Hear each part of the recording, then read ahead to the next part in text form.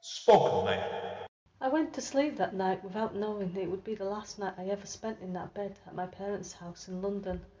Meredith, my mum shook me awake. The room was dark, making it obvious it wasn't morning yet, or not time to get up for school anyway. Mum, I mumbled in my half-asleep state. It's time to go. Everything I told you about those stories is true. It's time for you to leave us so you can train to be a protector. Your dad and I, we've done everything we possibly can to prepare you. First Charge is the first book in the Destiny Initiative series by Amanda Steele. The book can be purchased in paperback from Amazon. The ebook can also be purchased on Kindle, Kobo, Apple Books, and many others. Spoken Label. Thank you today for tuning in to Spoken Label. Spoken Label was originally set up at the beginning of 2016 and as of recording has over 200 sessions in our archive. Although the podcast can be heard on Anchor, iTunes, Apple, Spotify, YouTube, and literally 10 or 11 other networks, the full archive can be found at Spoken Label, all one word, spokenlabel.bandcamp.com.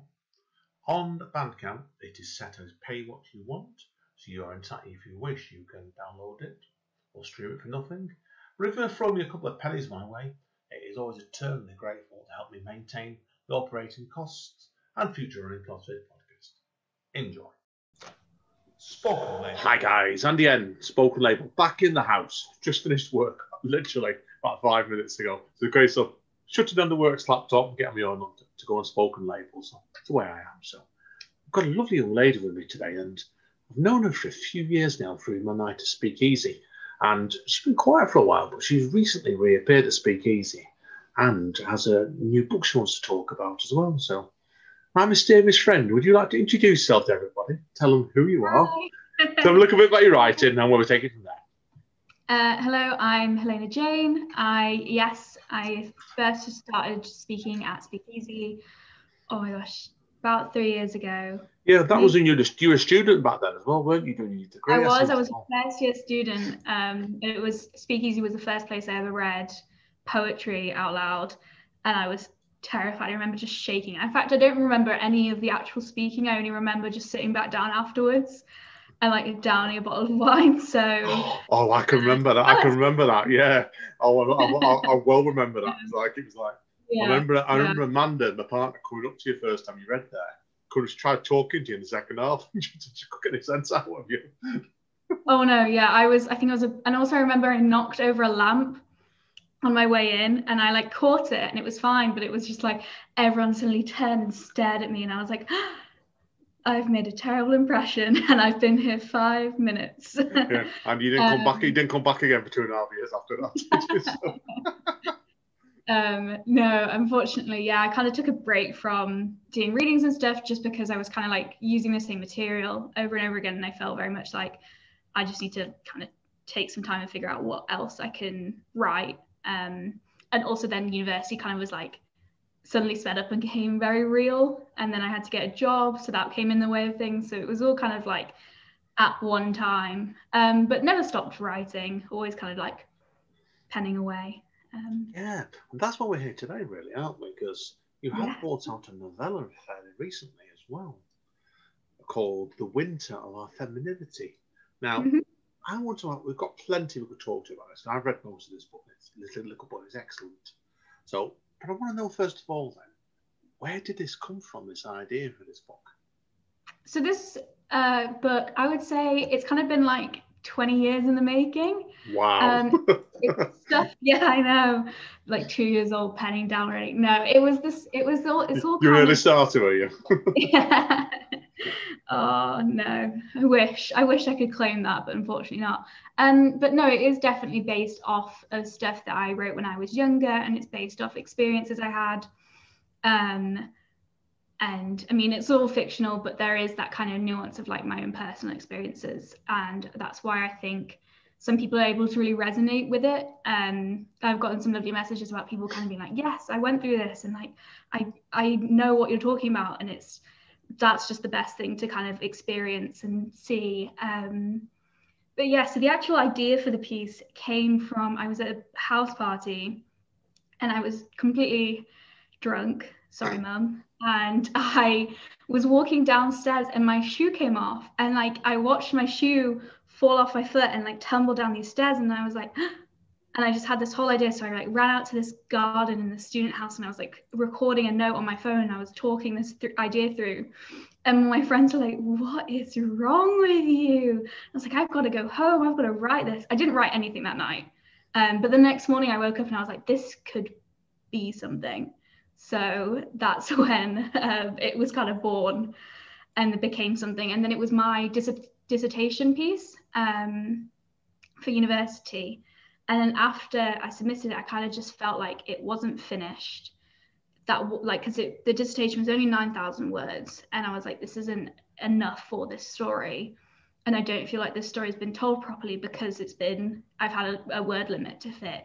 So I just kept writing, and then I approached my publishers and they were like, they read it and they loved it and they were like, just lengthen it, do whatever you want and we'll publish it. So that's been a fun experience of just kind of like, yeah, just like the whole freedom. And it was fun, like we were on a Google Doc with it, and so I typed something and then I'd get like 5 comments being like, yes, yeah, that, or actually you've spelt that completely wrong, this doesn't make any sense. And it'd be like me at like 5 a.m. like typing rapidly but not actually making sense.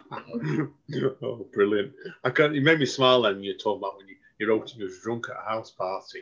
I know when I've done writing before now, just because of the age thing here, like I don't drink nowadays, but when I used to be, so with your age, I'd be writing at a house party.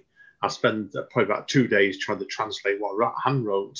So at least nowadays, you don't have to worry about doing handwriting. Some weird notes. Yeah, some like thankfully, like having my phone with me means I can just type it in the notes, but sometimes they make no sense at all, and it's like, who wrote this? Because this is like at the moment I thought it was so like beautiful and amazing, and I'm like, I look it up on my phone and it's actually just like it doesn't even make sense, and it's like someone's translated something a couple of times, like, you know, when you like put something through Google Translate a couple of times, it just suddenly doesn't sound real anymore. Essentially that's what's written down. So it was kind of a very lucky moment that this came through fully formed, and I remembered it the next day. Impressive. So, definite round of applause there. Thank you.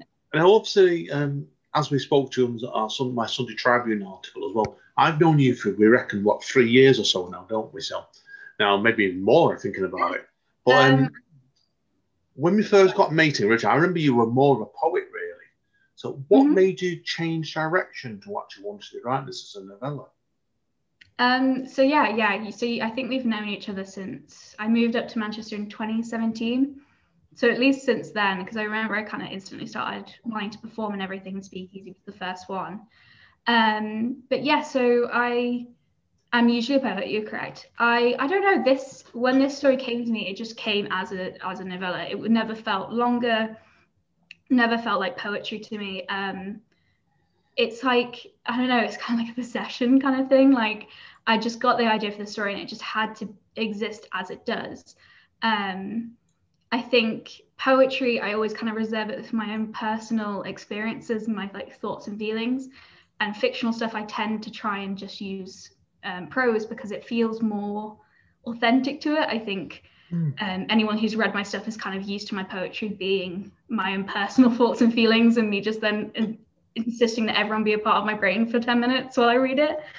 And that's like, I don't know, it just kind of came out as prose. So I don't know what else to say about that one. That just kind of no, it's best it was one of those ideas where it just comes through really powerfully and it like insists on the form it takes. So there was not much I could do about that. Wasn't my responsibility. No, it's fair. I think it's fair enough, because I'm always a believer.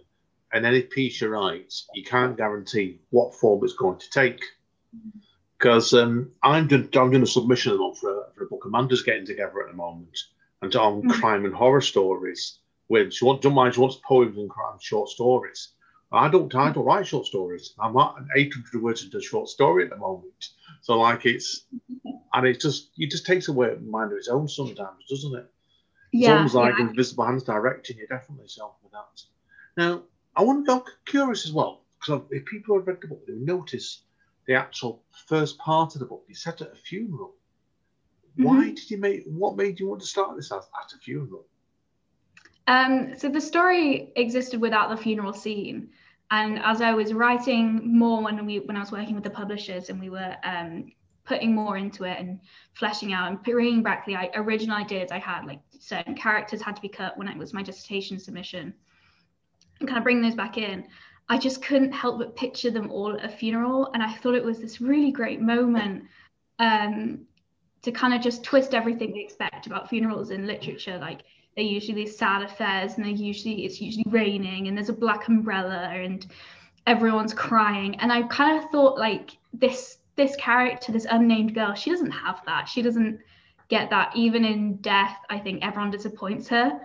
And being able to like to play with them in that way, and then kind of have that set up the whole book, this kind of like known but unknown thing. It really just, I don't know, it kind of just kept coming back as an idea. And when I was having coffee with one of my publishers, and I was like, what if I wrote them as a funeral for the prologue? And she was like, yes, do it, write it now. And I think I wrote it in about 10 minutes. Wow. It kind of was really, like, I think it was definitely sat there just waiting below the surface.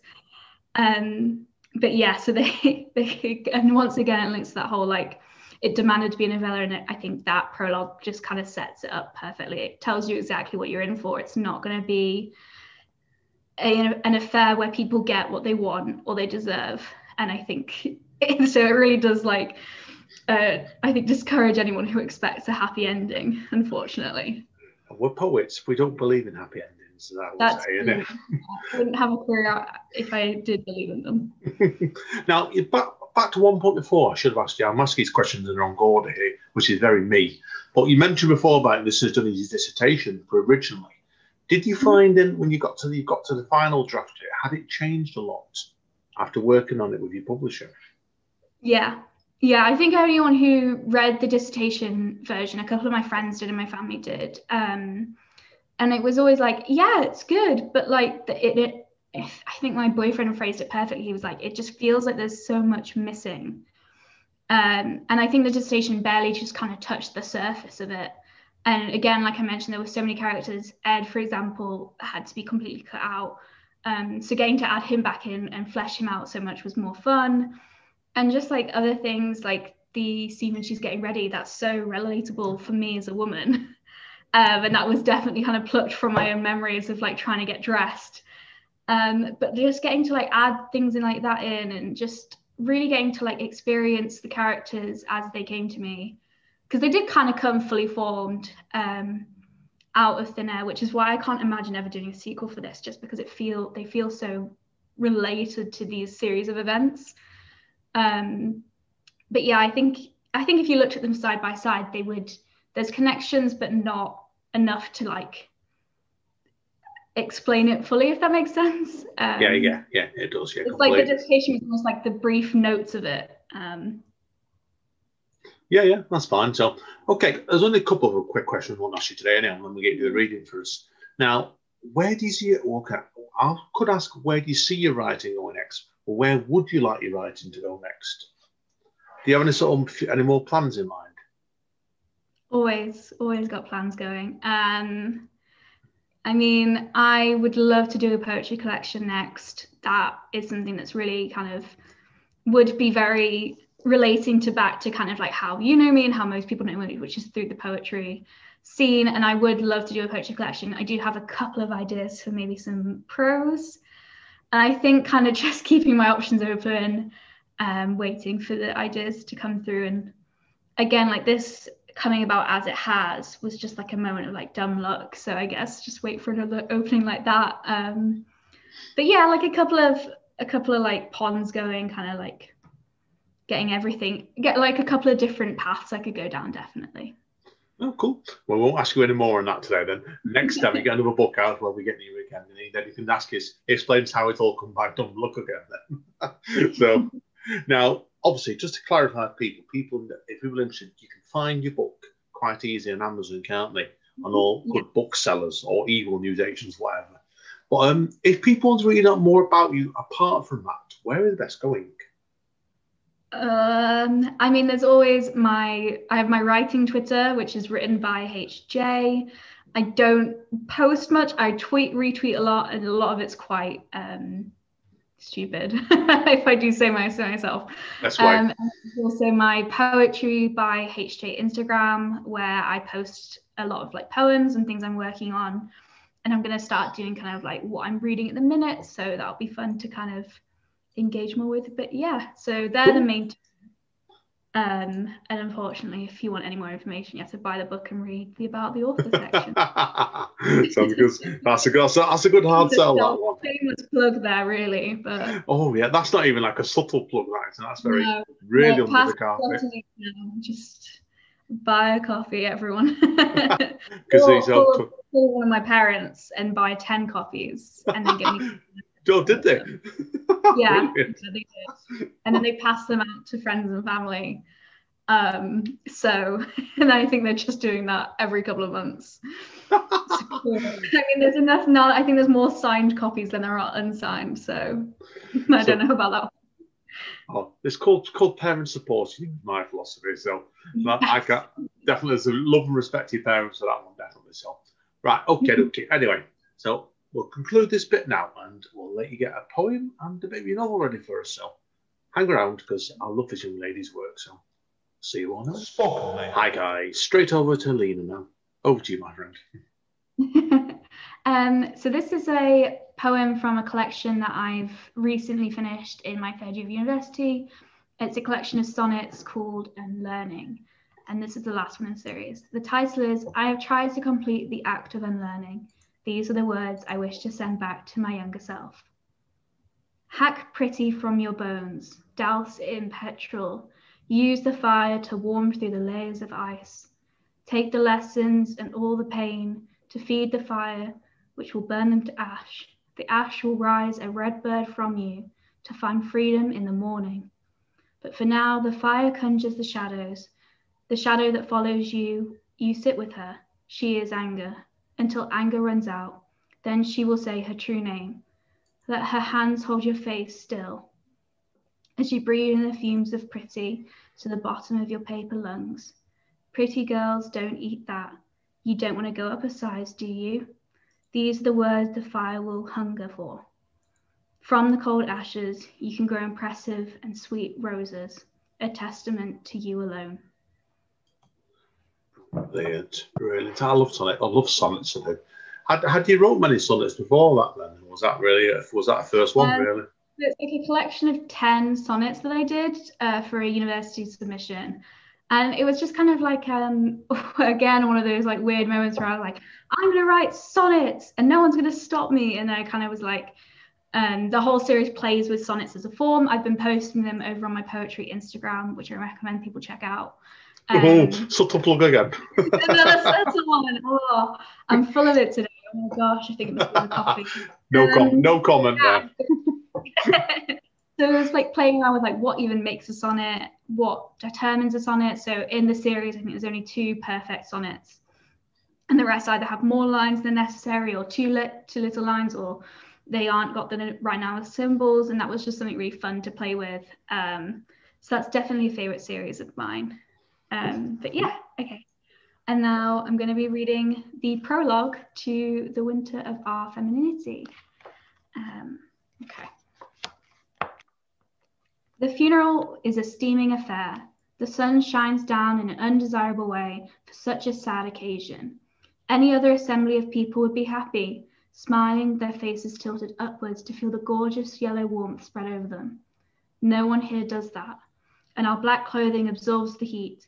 It makes sweat run down our backs, pooling in our seats. I stare at my black shoes. They have a scuff on them, probably from the pavement that I had stumbled on walking here. I wish I could reach down and force it off with the rubbing of my fingers. What is everyone thinking of me? I shouldn't have come here, especially with a scuffed left shoe. Who does she think she is? They're thinking. She didn't even know her. I want to address them and their stares. I knew her. I wanted to tell them. In her death, I knew her better than all of you, you murderers. I see Lottie is here. Her dress is far too short for such an occasion, and her body is slumped against Ed's, his arms holding her body up. She looks as if she'd not stopped crying. Her eyes are bloodshot, and her nose was almost rubbed raw by the screwed-up tissue she is holding in her hand. She looks like a mess. Good. Ed looks as if he's doing better. In fact, I can tell he is. His jaw is set solid and tight, his mouth a fine line. He looks everywhere but the freshly dug grave. The air holds the smell of fresh dirt. The muscles in his arms look well defined once again, like they did back in our first year of classes. He's been working out. Who can work out so quickly after the death of a loved one? I wonder how he pictures her now. Is she a pile of broken bones on the patio floor with a pool of blood growing around her? Or is she the girl he used to fuck, slumped together in small bathrooms at parties? I think a lot about the moment he saw her. Her blood slipping between the slates, washing the dirt away. His eyes glossed over with some kind of knowledge. His jaw locked the same way it is now. What do you know? He hadn't screamed the way I had, and I didn't even know her name. I hadn't touched her the way he had. His life was so mixed with hers. He didn't even cry. Lottie had been different. She had tried to touch the body. She tried to hold it, like an actress selling the final scene in a Shakespearean tragedy. She made the whole thing harder to look at, and the paramedics and the police had to pull her away. She clawed at them. She had to warm up, she told them. She was cold. She needed her. The body was no longer the star of the show. It was Lottie. Once again, she had solidified her status as leading lady as the body was whisked away. Varjak had been a similar case, but he didn't show up to his lectures for the first 2 weeks. And when he did show up, it made me wish he had never come back. His clothes were crumpled, and to be near him was to smell a mixture of urine and vodka. He stumbled his way through slides and collapsed halfway through, his tears choking him and making him cough. I didn't want to comfort him like the other girls in class. I wanted him to feel what he'd made her feel, and his tears didn't last long. He found a new girl soon after. Today he stands close to her, and she whispers something to him, her light blonde hair swishing forward with her motions, capturing the light. She doesn't care for where she was. His eyes gleam. Her death means nothing would change for him. And he is here, I presume, to make sure her secrets that she had threatened to spill would stay buried with her. The family stays close to the hole as her remains are lowered in. I close my eyes tight. I try to think of happy places, happy things, but I only see her open eyes, so surprised with the pain of her fall. I see what her body must look like now, rotting and pale. Her eyes, though, her eyes are the same. I hear someone let out a sigh of relief behind me. I whip my head around, but I can't tell who it was. I turn back as the family throws soil onto the coffin. I hear a whisper, meant to be quiet, but loud enough for the second row to hear. I'm not sad she's dead. And that is the prologue. Andy, you're on mute. I am indeed. I might turn to be daft now. We'll let you do the hard sell again. Where can the book be found? So you can find this on Amazon, and you can, and then you can follow me on Poetry by HJ for more updates about the book or other upcoming projects. Watch your space, definitely. So, been a pleasure today, Hellena. So, as always, thank you very much for today. Oh, it's been great. Thank you so much. Look forward to having you on again in the future, definitely. Yeah. So, right, everybody, hang around, Hellena. I need to speak to you off mic as well as normal. But thank you again. And this is Andy N saying, stay safe, everybody, and stay over. And we'll see you all soon. Bye. Bye. Spoken